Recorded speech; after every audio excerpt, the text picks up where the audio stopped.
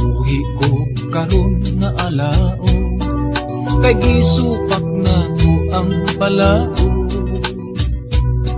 Gipatuluan ko sa dugo ug singo ang kahayag akong gipaabo.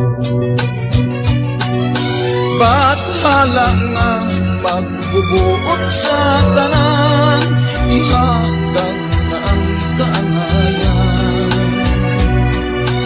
Kung ako man kini nga kasalanan, andam ako nga silutan.